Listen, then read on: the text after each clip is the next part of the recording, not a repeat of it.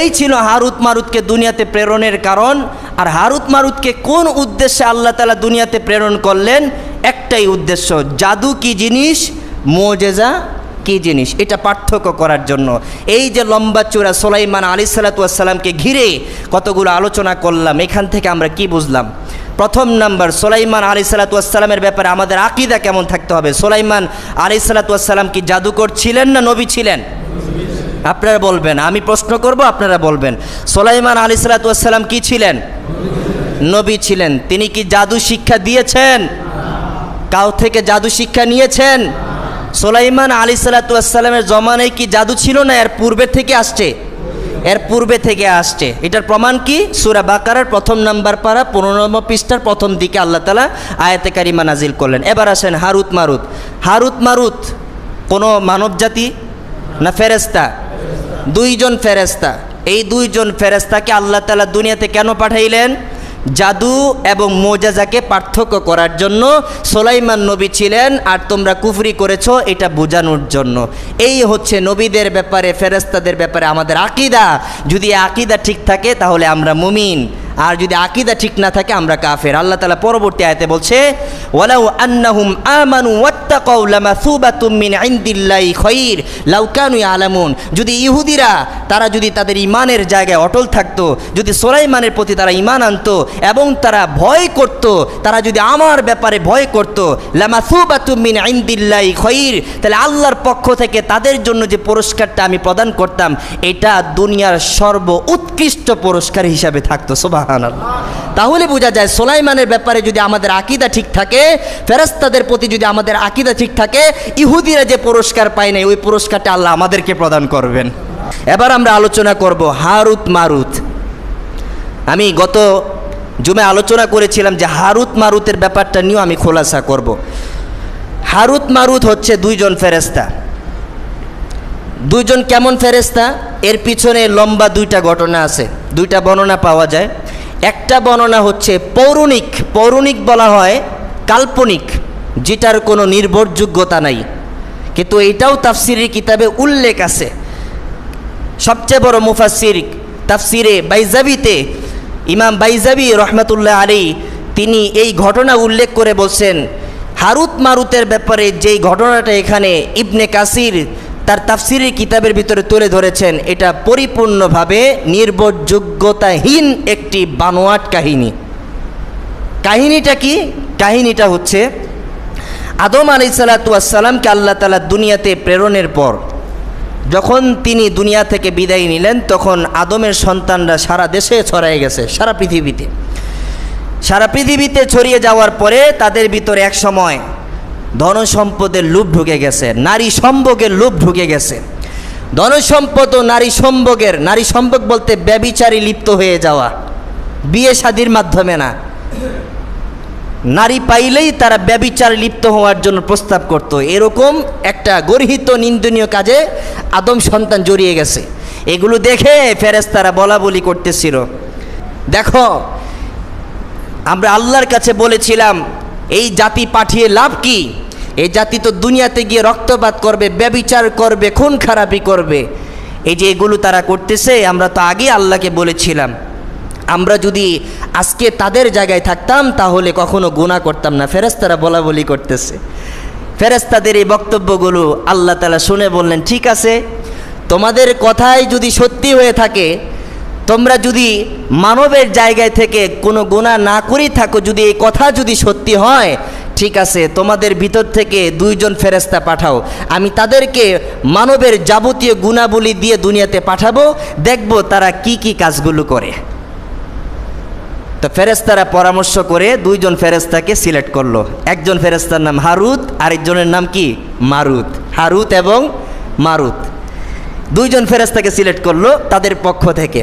আল্লাহ তাআলা এই দুইজন ফেরেশতার ভিতরে মানবের যত যাবতীয় গুণ আছে, যাবতীয় গুণ বলতে গুনাহ করারও যেমন মানবের গুণ, গুনাহ থেকে মাপ চাওয়ারও একটা মানবীয় গুণ আছে, আছে কি না নাই? আমরা যেমন গুনাহ করব, গুনাহ থেকে পরিত্রাণের রাস্তাও আল্লাহ আমাদের জন্য খুলে দিয়েছেন। এই সমস্ত হচ্ছে মানবীয় গুণ।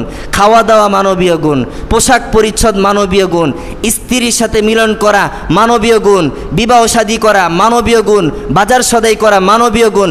আল্লাহ বলছে যে 2 জন ফেরেশতা তোমরা পাঠাবে, ওই 2 জন ফেরেশতার ভিতরে আমি মানবের যাবতীয় গুণ দিয়ে দিব, তাদের ভিতরে আর ফেরেশতার গুণ থাকবে না। আমি দেখতে চাই যে তারা দুনিয়াতে গিয়ে কি করে। ঠিক ফেরেশতারা 2 জন ফেরেশতাকে নিযুক্ত করলো, হারুত এবং মারুতকে। আল্লাহ তাআলা এই 2 জনকে ফেরেশতাদের গুণ উঠিয়ে দিয়ে 2 জনের থেকে মানবীয় গুণ প্রবেশ করিয়ে তাদেরকে 3টা উপদেশ দিলেন। কয়টা উপদেশ? 3টা। প্রথম উপদেশ, তোমরা শিরিক করিও না। কি করিও না? আমার সাথে অংশীদার সাব্যস্ত করিও না, 1 নম্বর উপদেশ। নাম্বার 2, তোমরা জিনা করিও না, ব্যভিচার করিও না, ব্যভিচার, অবাধ মেলামেশা করিও না। নিকৃষ্টতম অপরাধ কোনটি? শিরিক। কোনটি? শিরিক। নাম্বার 2 ব্যভিচার। নাম্বার 3 উপদেশ, মদ্যপান করিও না, মদ খাইও না। 3 নাম্বার। এই 3টা উপদেশ দিয়ে বসে যাও, আজকে থেকে তোমরা দুনিয়ায় চলে যাও। তাদেরকে আল্লাহ পাক বাবেল শহরে পাঠাইছেন। কোন শহরে?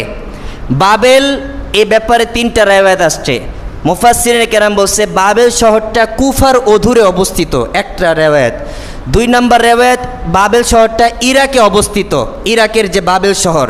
3 নম্বর রিওয়ায়াত আছে বাবেল শহরটা হচ্ছে ব্যাবিলনে অবস্থিত। ব্যাবিলন যেটাকে নেনোভার রাজধানী বলা হয়, যে রাজধানীতে নমরুদ অধীশ্বর হয়ে থাকতো, অর্থাৎ নমরুদের রাজত্ব ছিল। নেনোবার রাজধানী হচ্ছে কি? ব্যাবিলন। তো এই 3টা মতামত পাওয়া যায়, তবে নির্ভরযোগ্য হিসাবে ইরাক অথবা ব্যাবিলন ধরা যায়। এরকম শহরে হারুত এবং মারুতকে আল্লাহ তাআলা পাঠাইলেন। কেন ওই শহরে পাঠাইলেন? ওই শহরেই বেশি জাদু শিক্ষা গ্রহণ করা হইতো, জাদুর প্রসার সেদিকে বেশি ছিল। এই জন্য আল্লাহ তাআলা হারুত মারুতকে সেখানে পাঠাইলেন। পাঠানোর পরে আল্লাহ তাআলা হারুত মারুতকে বললেন, মানুষের ভিতরে জাদুবিদ্যা বেশি প্রসার ঘটে গেছে, মানুষ জাদু এবং মুজিজা এক করে ফেলেছে। তোমরা 2 জন যাও, তোমাদের ভিতরে মানবীয় গুণ দিয়ে দিলাম, 3টা উপদেশ দিয়ে দিলাম।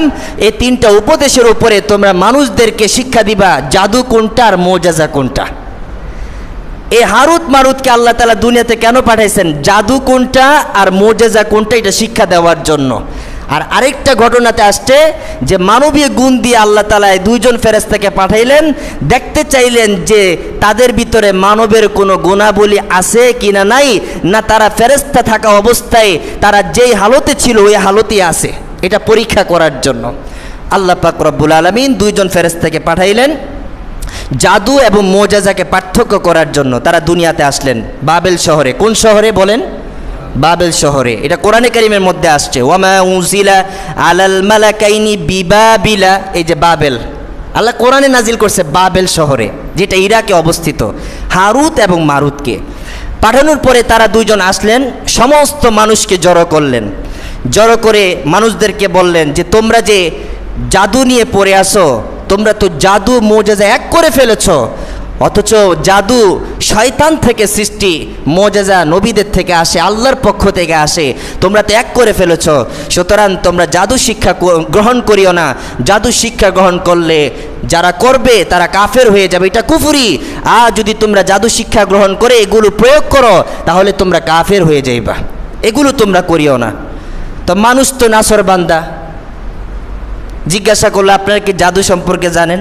জানি, কারণ আল্লাহ তাআলা তাদেরকে জাদু শিক্ষা দিয়ে পাঠাইছে। কারণ জাদু কি আর মুজিজা কি, 2টা তো প্র্যাকটিক্যাল না দেখাইলে মানুষ বুঝবে না। এজন্য এই 2টা শিক্ষাই হারুত মারুতকে আল্লাহ তাআলা প্রদান করেছেন। সুবহানাল্লাহ। ফেরেশতারা সব কিছু করতে পারে যদি আল্লাহ তাদেরকে প্রদান করেন। তো হারুত মারুত তাদেরকে জাদু শিক্ষা দিল, এটা হচ্ছে জাদু। তবে আমি কথা বলে নেই, তোমরা এই জাদু যে শিখতেছো এটা কোথাও প্রয়োগ করিও না, কারণ আল্লাহর পক্ষ থেকে আমরা হচ্ছি ফিতনা। ফিতনা বলতে আমরা পরীক্ষা স্বরূপ তোমাদের কাছে অবতীর্ণ হয়েছি। আমাদের মাধ্যমে তোমাদেরকে আল্লাহ তাআলা পরীক্ষা করবেন যে আমাদের থেকে তোমরা জাদু শিক্ষা গ্রহণ করে কি তোমরা জাদু মুজিজাকে এক করে ফেলছো না 2টাকে আলাদা করছো। এটা আল্লাহ পরীক্ষা করার জন্য আমাদেরকে পাঠাইছেন।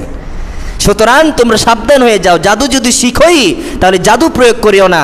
নবীদের মুজিজা গ্রহণ করে, নবীদের নবুয়ত স্বীকার করে নিয়ে তাদের উপরেই থেকে তোমরা আমল করে যেও, জাদু শিক্ষা গ্রহণ করিও না। হারুত মারুত এই দুই কথা বলে তারপর তাদেরকে জাদু শিক্ষা দিত। এই জাদু শিক্ষার ভিতরে কি থাকতো? স্বামী স্ত্রীর ভিতরে কিভাবে বিচ্ছিন্ন ঘটে যায়, স্বামী স্ত্রী সম্পর্ক কিভাবে ছিন্ন হয়ে যায়, এগুলো তারা শিক্ষা দিত। কিন্তু তারা আল্লাহর অনুমতি ছাড়া, আল্লাহর অনুমতি ব্যতীত তারা কোনো কিছুই করতে পারতো না। আল্লাহ যদি অনুমতি দিত তাহলে স্বামী স্ত্রীর ভিতরে বিচ্ছেদ ঘটে যেত, আল্লাহ যদি অনুমতি না দিত তাহলে স্বামী স্ত্রীর ভিতরে বিচ্ছেদ ঘটতো না। তো এইভাবে হারুত মারুতকে আল্লাহ তাআলা দুনিয়াতে পাঠিয়ে জাদু এবং মোজেজাকে আলাদা করে দিলেন এবং বলে দিলেন এটা হচ্ছে জাদু, এটা হচ্ছে মোজেজা। সুতরাং আজকের পর থেকে তোমরা জাদু মোজেজা এক করে ফেলিও না। সুতরাং আরেকটা কথা তোমাদেরকে বলে দিচ্ছি, জাদু শিক্ষা তোমরা গ্রহণ করিও না, জাদু শয়তানদের থেকে আসে। এই হচ্ছে তাদেরকে পাঠানোর উদ্দেশ্য। এবার আসেন ওই ঘটনা। কোন ঘটনা? যে ফেরেশতারা বলা বলি করলো আমরা যদি মানবের জায়গায় থাকতাম তাহলে আমরা কখনো গুনাহ করতাম না। তো হারুত মারুতকে যখন দুনিয়াতে পাঠাইলো, কিছুদিন পরেই হারুত মারুতের সম্মুখে একটা পরীক্ষা চলে আসলো। কি পরীক্ষা? আল্লাহ পাক রব্বুল আলামিন তাদের সম্মুখে একজন নারীকে নিয়ে আসছে, যেই নারী অদ্বিতীয় সুন্দরী, এমন সুন্দরী ওই জগতে আর কেউ ছিল না। কোন তাফসিরি কিতাবের ভিতরে আসছে ওই নারী পারস্য দেশীয় এক রমণী সুন্দরী ছিল, পারস্য থেকে আসছে। ওই নারী তাদের সম্মুখে আসছে, নারীর রূপ লাবণ্যে মোহিত হয়ে হারুত মারুত, যেহেতু তাদের ভিতরে মানবীয় গুণ চলে আসছে, আল্লাহ তাআলা তাদেরকে যাবতীয় গুণ দিয়ে পাঠাইছে, এর নারীর লোভে তারা পড়ে গেছে। হারুত মারুত নারীকে দেখে দুইজনই পাগল হয়ে গেছে, দুইজনই নারীকে প্রস্তাব দিল মিলিত হওয়ার জন্য। নারী বলল না, আমি তোমাদের বাসনা পূরণ করব না, শর্ত একটা, যদি তোমরা আল্লাহ তাআলার সাথে শিরিক করো তাহলে তোমাদের বাসনা পূর্ণ করতে দিব। নারী বলছে, কাকে বলছে? নারী হারুত মারুতকে বলছে, যদি তোমরা শিরিক করো। আগে বলে দেই আল্লাহ তাআলা কয়টা উপদেশ দিয়ে হারুত মারুতকে পাঠাইছিলেন? তিনটার ভিতরে প্রথম নাম্বার কি? শিরিক। স্ত্রী ওই নারী এসে প্রথম শর্তটা কি দিল? শিরিক। হারুত মারুত যখন এই নারীর লোভে পড়ে গেল, তাকে যখন ব্যভিচারী লিপ্ত করার জন্য তাকে আহ্বান জানানো হলো, আবেদন যখন জানানো, তখন ওই নারী বলল না, আমি তোমাদের বাসনা পূর্ণ করব না। হ্যাঁ, বাসনা পূর্ণ করবে একটা শর্তে, যদি তোমরা শিরিক করো, যদি তোমরা শিরিক করো। হারুত মারুত বলল, আল্লাহর কসম আমরা কখনো শিরিক করব না। ওই নারী চলে গেছে। কিছুক্ষণ পরে ওই নারী একটা বাচ্চা কোলে নিয়ে আসছে, ওই নারী বাচ্চা কোলে নিয়ে আসছে। আবার ওই নারীকে তারা প্রস্তাব দিল, কুপ্রস্তাবই, যে আমাদের সাথে মিলিত হও। নারী বলল না, শর্ত একটাই, যদি তোমরা এই বাচ্চাকে হত্যা করতে পারো তাহলে আমি তোমাদের বাসনা পূর্ণ করব। হত্যা করতে পারো। তারা বলো, আল্লাহর কসম আমরা কখনো হত্যা করব না। নারী ফিরে গেল। নারী ফিরে গিয়ে আবার আসছে, আবার এসে তাদের সম্মুখে দাঁড়ালো। তারা বলল, এবার তো গ্রহণ করো, বারবার চলে যাচ্ছ, বারবার আসছো, কেন এমনটা হচ্ছে?